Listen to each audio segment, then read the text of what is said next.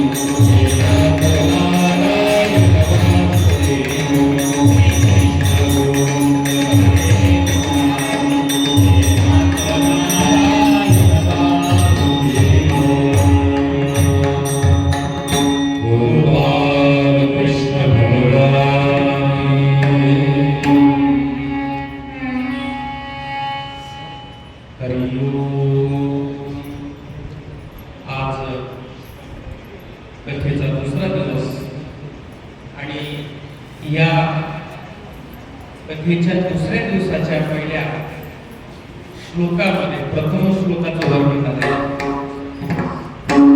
जन्मद्यस्य यतुं वयादितरत शार्धेष्वभिज्ञस्वरात् तेने ब्रह्महृदाय आदिकवये मुह्यन्ति यत्सूरयः तेजो वारिस्मृतां यथा विनिमयो यत्र त्रिसर्गो मृषाम् धाम्ना स्वेन सदा निरस्तत्वकम् सत्यं परं धीमहि.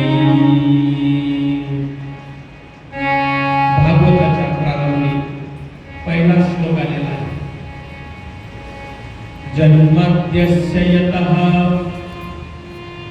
याचं वर्णन भागवतामध्ये केलेलं आहे. कथा तर पाहिजेच आपल्याला, परंतु भागवत असा ग्रंथ आहे की ज्या ग्रंथामध्ये उपनिषदाचे श्लोक जशाच्या तसे आलेले आहेत. भगवद्गीतेमध्ये जसं आलेले आहे, सर्वोपनिषदो गावो दोग्धा गोपालनंदनम पार्थो वत्ससुनिर्मुक्ता मुक्तं गीतामृतं. पार्थाच्या वत्सासाठी, पार्थरूपी वत्सासाठी उपनिषद रूपी गाईंचं दूध काढणारा गोपाल त्याने दूध काढून कोणाला प्यायला दिलं? पार्थाला प्यायला, अर्जुनाला प्यायला दिलं. तसं भागवत कथेमध्ये सुद्धा उपनिषदातले मंत्राच्या मंत्र आले, उपनिषदाचं तत्वज्ञान आलेलं आहे. कथाच पाहाव्यात असं नाही, कथा का सांगितल्या तेही पाहणं गरजेचं आहे. आणि म्हणून या पहिल्या श्लोकामध्ये फार उच्च कोटीचं तत्वज्ञान सांगितलं. जन्मद्यस्य यतः, व्यासाची जी वेदांत सूत्र सांगितली त्यातलं दुसरं सूत्र आहे. पहिलं सूत्र आहे अथातो ब्रह्म जिज्ञासा, पहिलं सूत्र आहे. आणि दुसरं सूत्र आहे जन्माद्यस्य यतः. आता या शब्दाला फार महत्त्व आहे. आता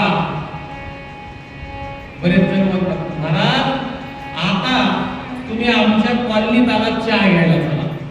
आता वर्तमान काल दाखवतो. आता विश्वात्मके देवे येणे वाग्यज्ञ दोषावे दोषो निमत द्यावे कसाय दानही. आता माऊली म्हणतात आता आता संपूर्ण भगवद्गीता हे गुरु महाराज तुमच्या आज्ञेने सांगून झालेलं आहे.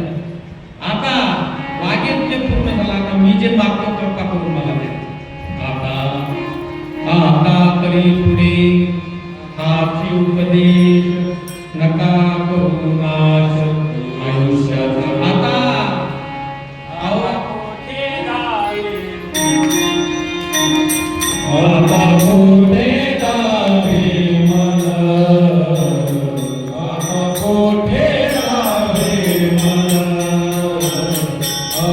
कोठे जावे मन. देखलिया तुझे चरण, देखलिया भाग गेला तीन गेला, भाग गेला तीन गेला.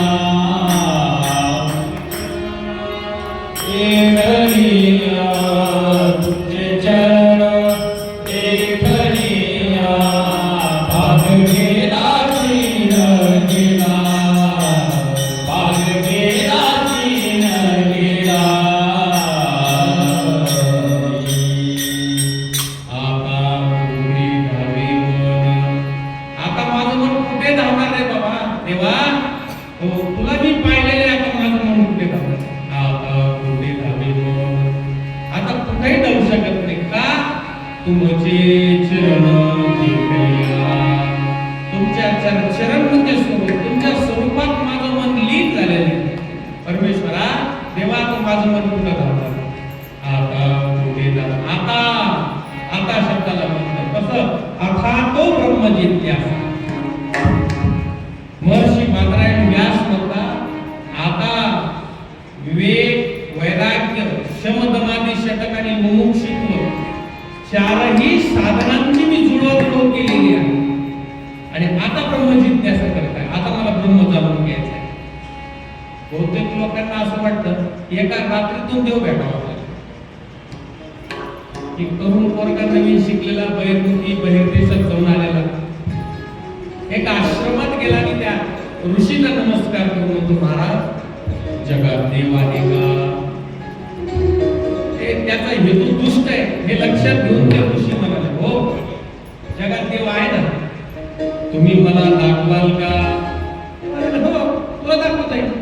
आता दाखवाल का. म्हणजे आता दाखवतो. चल आपण गंगेमध्ये स्नान करू आणि स्नान करून आले की तुला देव दाखवतो. घेऊन गेला गंगेमध्ये त्या मुलाला साधू महाराज. छाती इतक्या पाण्यामध्ये गेल्यानंतर म्हणे आता पुरी घेऊन स्नान करू.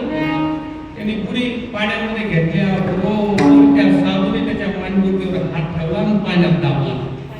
लागला तो तळमळ करायला. त्यांनी जोरात हात मारला.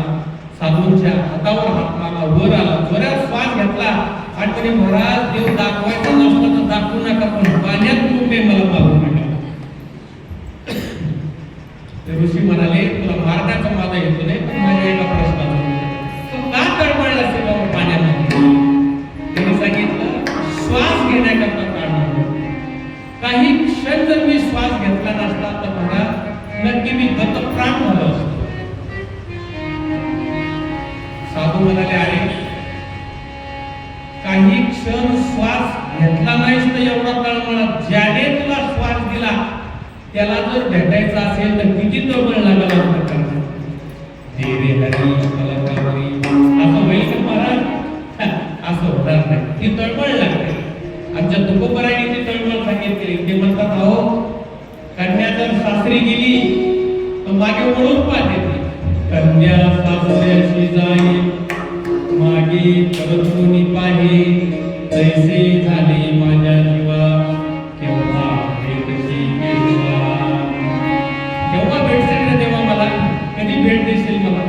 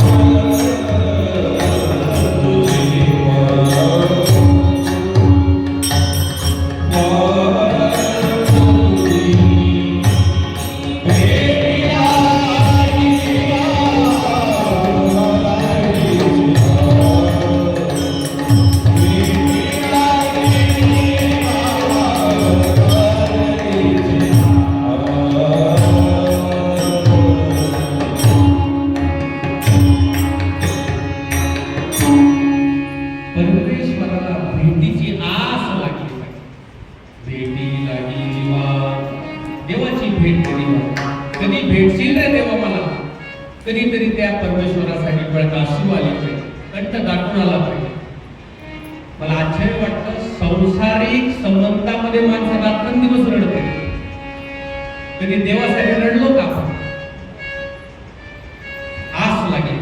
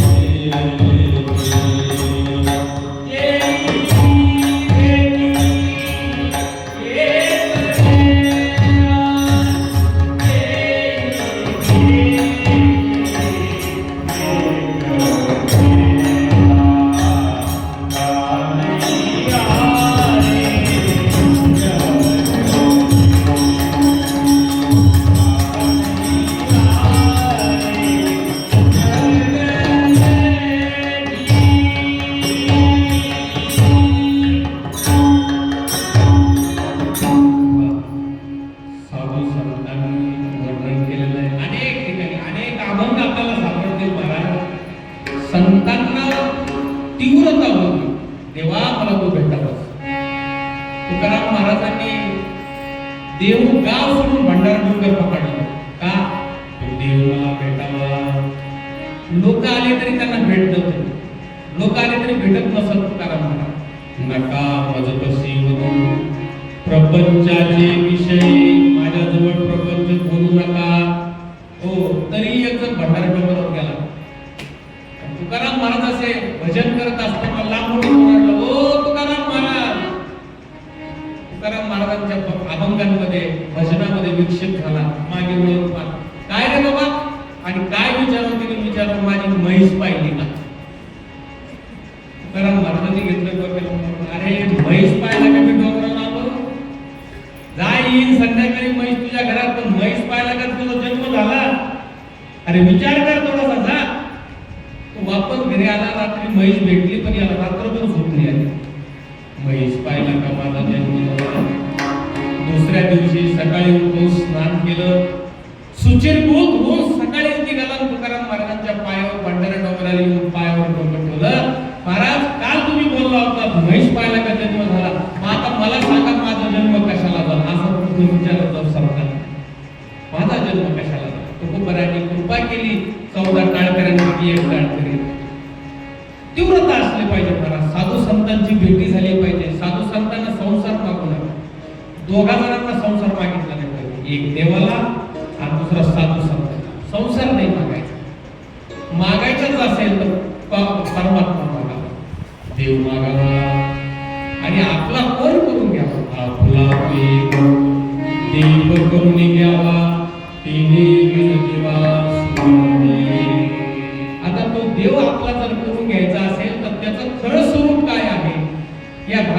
गीताच्या पहिल्या श्लोकामध्ये त्याचं खरं स्वरूप वर्णन करतात. जन्माद्यस्य यतः, हो, जगाच्या जन्माला, जगाच्या उत्पत्तीला, जगाच्या स्थितीला आणि जगाच्या लयाला जर कारणीभूत जर कोण असेल आणि तो कसा आहे, सत्यम परम धीमहि.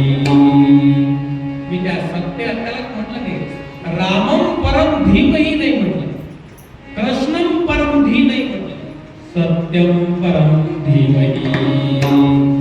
कारण राम म्हटलं असतं तर कृष्ण भक्त तिकडे गेले नसते, कृष्ण म्हटलं असतं तर राम भक्त इकडे आले नसते, शिव म्हटलं असतं तर हे तिकडे गेले नसते. पाचही उपास्य देवता आहेत. पाच शास्त्रामध्ये 5 उपास्य देवतांचं वर्णन आलेलं.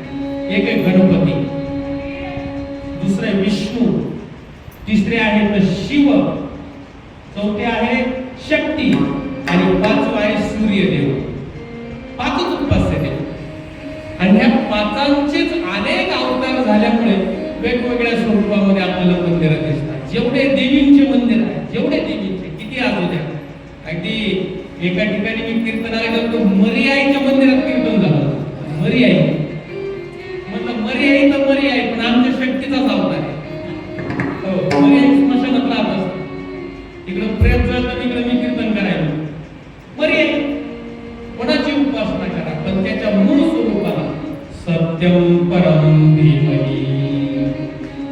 शिव आणि शक्ती अमृतानुभवाच्या पहिल्या प्रकरणामध्ये त्याचं उत्तम वर्णन केलं. शिवशक्ती समावेशम, हो, वर्णन केलेलं आहे. ही अर्धांगिनी आहे. शिवाची शिवा अर्धांगिनी आहे. भगवान विष्णू, गणपती, शिव आणि सूर्यदेव 5 उपास्य देवता आहेत. ह्या 5ही उपास्य देवतेचं जर मूळ कोणतं असतं, सत्य. म्हणून भागवतात वर्णन केलं, सत्यम परम धीमहि.